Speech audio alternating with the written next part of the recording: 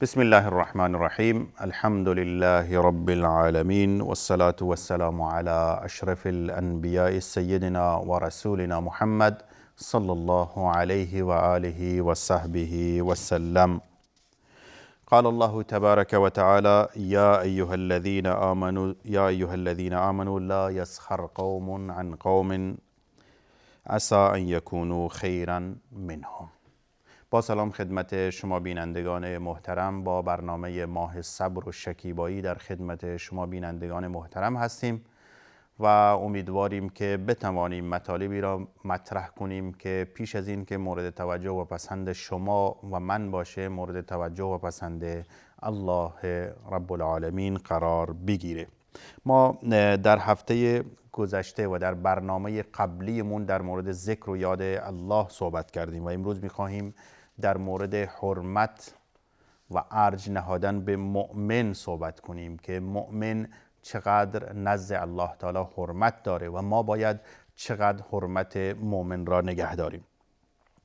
خب ما در ماه مبارک رمضان قرار داریم، ماهی که ماه محترمی است و ماهی که ماه عبادت است، ماهی که ماه بندگی هست. ما نه تنها در این ماه بلکه در طول زندگی خودمون همیشه تلاش کنیم که حرمت برادر مؤمن و خواهر مؤمنه خودمون را نگه داریم، زیرا که مؤمن نزد الله تعالی بسیار ارزش داره و ما نباید این ارزش را در واقع زیر پا بگذاریم. دین اسلام دین حنیف است، دین حرمت است، دین احترام است که به همدیگر با دین مبین اسلام ما باید در واقع طبق دستور قرآن و طبق دستور رسول الله صلی الله علیه وسلم و طبق دستور دینمون به برادر مسلمانمون حرمت بذاریم. حرمت یک فرد مسلمان از حرمت کعبة الله بیت الله هم بیشتر است. این بیاد روایتی که ابن عباس رضی الله تعالی عنه ذکر کردن می اندازد که رسول الله صلی الله علیه و سلم به کعبة الله نظر کردند و فرمودند: لما نظر رسول الله صلی الله علیه وسلم الى الكعبه فقال مرحبا بك من بیت ما اعظم و اعظم حرمتك. مرحبا به خانه‌ای که نگاه کردن رسول الله صلی الله علیه و ابن عباس می‌فرماند به کعبة الله و فرمودند که بر تو ای خانه کعبه، مرحبا به تو که دارای چه عظمت بزرگی هستید. اما با این روایت رسول الله صلی الله علیه و سلم میخوان ما را درسی بدهند و بفهمانند ولمؤمن، اما حرمت یک مؤمن اعظم عند الله حرمتا منک، حرمت یک مؤمن از حرمت تو کعبه هم بالاتره. ببینید من و شما به عنوان مسلمان به کعبة الله چقدر با حرمتش نگاه میکنیم و اگر یک شخصی در جلوی من و شما به کعبه بد بگه یا ما هم مثلا در حال تواب باشیم، الله نصیب من و شما بکنه، ببینیم یک شخصی به بیت الله و کعبة الله داره بی حرمتی میکنه، ما خودمون رو نمیتونیم کنترل کنیم اونجا. حداقل کاری که میتوانیم انجام میدیم به اطراف و نگهبانایی که دور بر در واقع حرم هستن اونها را صدا میزنیم که این داره بی حرمتی میکنه. اما اگر در جلو من و شما بی حرمتی یک مؤمن، بی حرمتی یک مسلمان بشه، ما چه واکنشی از خودمون نشان میدیم؟ در این حدیث رسول الله صلی الله علیه و سلم به ما میفرماید که ای مؤمن، ای مسلمان، شما که حرمت کعبة الله اینقدر زیاد میدونی، بدون که حرمت برادر مؤمن و مسلمان از حرمت کعبة الله هم بیشتر است و باید رعایت بکنید.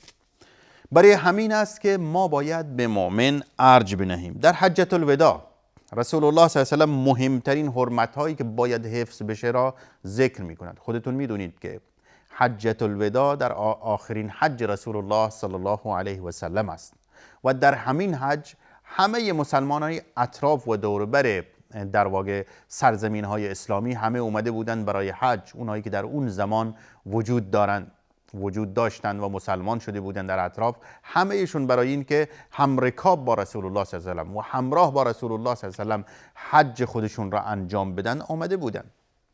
و رسول الله صلی الله علیه و سلم هم برای این که چون همه مسلمان ها جمع بودن، خلاصه دین را و خلاصه مطالب دینی را برایشون در خطبه حجة الوداع ذکر کردند، تا اونهایی که الان با من دارن حج میکنن، این فریضه عظیم را انجام میدن و بعد که به سرزمین خودشون برگشتن، باید مسائل اساسی و مهم دین خودشون را بدونن.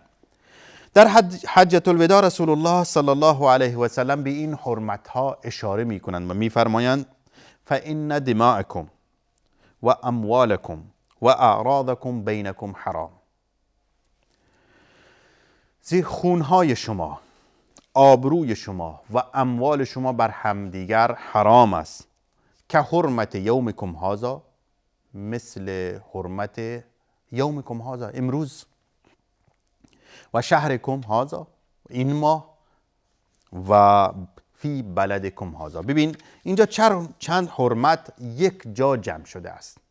رسول الله صلی الله علیه و سلم فرمودند که همانطور که در این روز محرمی است، روز 10 ذوالحجه بود و روز بسیار در واقع محترمی است نزد مسلمانان، و ماه هم ماه ذوالحجه بود. میدونید که ماه در واقع سال هجری قمری با محرم شروع میشه و با ذوالحجه تمام میشه، یعنی شروعش و تمامش با ماههای حرام است. شروعش با ماه محرم و تمام شدنش با ماه ذوالحجه که رسول الله صلی الله علیه و سلم در این ماه در حج بودن.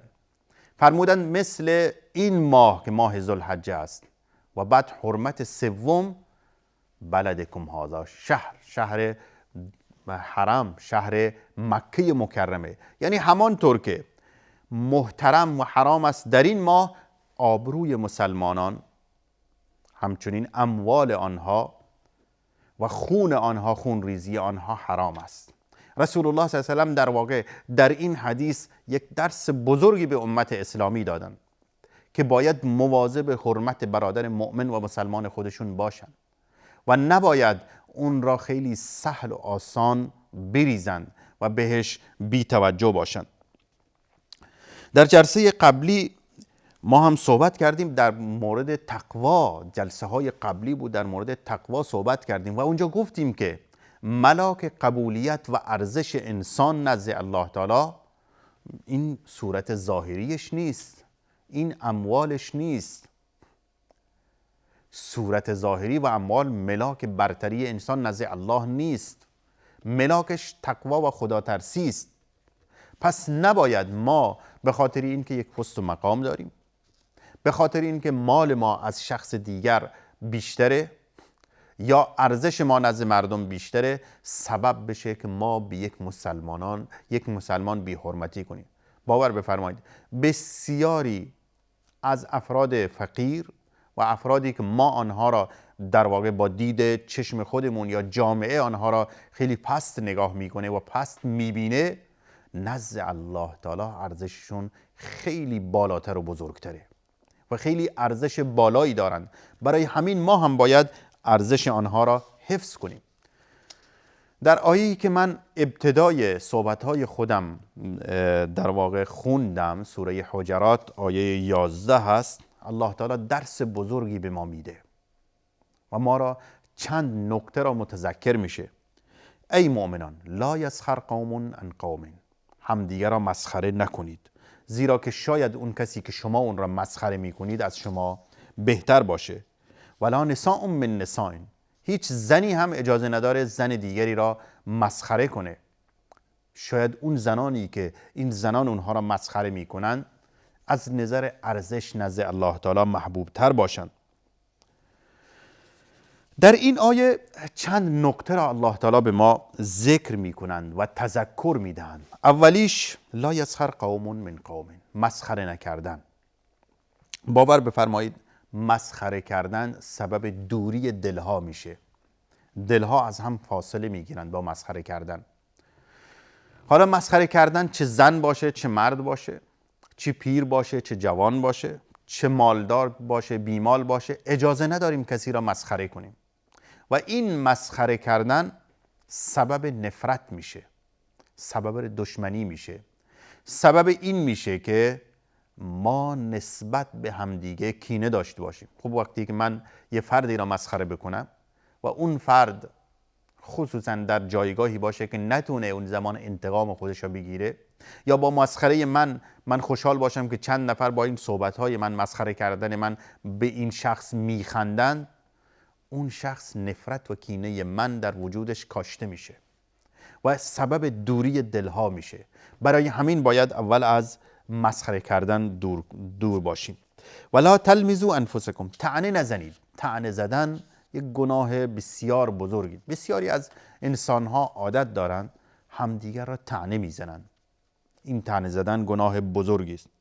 ولا تنابزوا بالالقاب، عیبجویی نکنید. بسیاری از انسانها معروف هستند عیبجویی میکنند، از برادر خودشون عیب پیدا میکنند که این عیب را داره، این مشکل را داره، این مشکل را داره، در حالی که ما دستور داریم حتی اگر عیب و مشکلی از یک برادر مسلمان دیدیم باید اونها را بپوشیم و این رازداری در وجود ما باید باشه، نه این که خودمون عیب جویی بکنیم.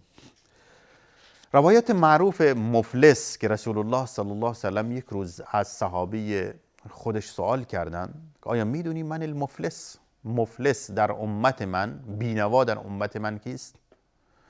صحابه به خاطر دیدی که داشتن همیشه میگفتن که الله و رسوله اعلم. رسول الله وقتی که با سوال کردن فرمودند که کسی که درهم و دینار نداره، کسی که مال و ثروت نداره، اون مفلس است.